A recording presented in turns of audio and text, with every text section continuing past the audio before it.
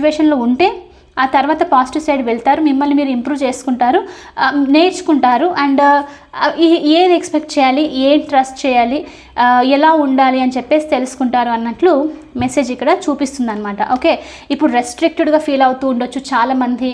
అంటే ఇప్పుడు నేను సిచ్యువేషన్ని కంట్రోల్ చేయలేకపోతున్నాను, నా చేతిలో ఏం లేదు అని చెప్పేసి బాధపడుతూ ఉండొచ్చు. అందుకనే ఇది స్టక్ ఎనర్జీ అనమాట.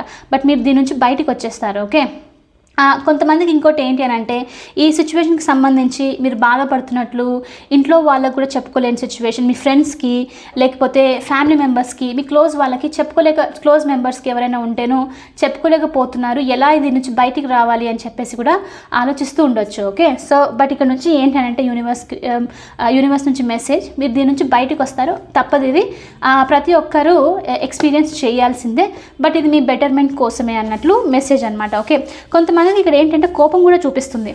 ఎందుకు అని చెప్పేసి క్వశ్చన్ చేయడము, కోపం రావడం అన్నది కూడా అనమాట. అది కూడా ఒక టైప్ ఆఫ్ ఎమోషన్, రైట్?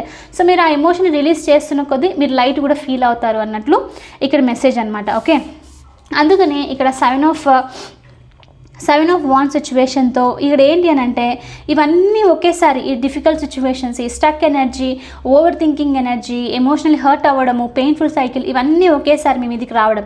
ఇవి ఒక్కటే కాకుండా పర్సనల్గా వర్క్కి రిలేటెడ్ సంబంధించి కూడా కొంతమందికి కెరియర్ వైజ్గా బర్డన్ పెడుతూ ఉండడము, వాళ్ళు మీకు వర్క్ ఎక్కువ ఇస్తూ ఉండడము, మీరు ఏదైనా ట్రై చేసినా చెప్పడానికి కుదరట్లేదు, అంటే వాళ్ళు వినట్లేదు, జాబ్ వదిలిపెట్టి వెళ్దామా అనుకున్నా ఇదే ఓన్లీ స్ట్రీమ్ ఆఫ్ ఇన్కమ్ అని చెప్పేసి ఉండాలి అని చెప్పి, లేకపోతే ఇంటి రెస్పాన్సిబిలిటీస్, ఇలా ఒకదాని తర్వాత ఒకటి వస్తూనే ఉండడం అనమాట.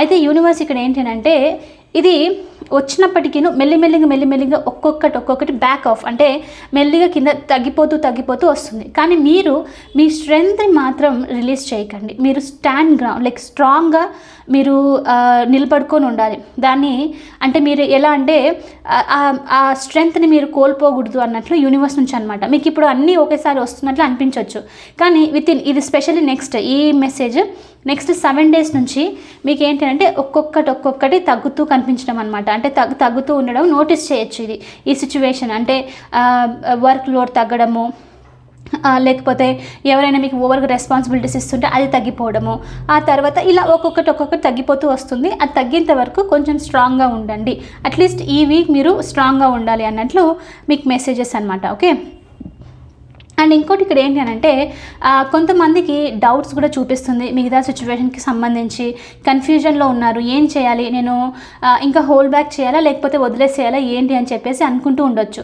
అయితే ఇక్కడ మీకు యూనివర్స్ నుంచి కూడా మెసేజ్ ఏంటి అని అంటే, మీరు జస్ట్ కొంచెం సేపు హోల్డ్ బ్యాక్ చేయండి, ఈ వీక్ వరకు మీకు ఆటోమేటిక్లీ ఆన్సర్స్ అనేది తెలుస్తుంది.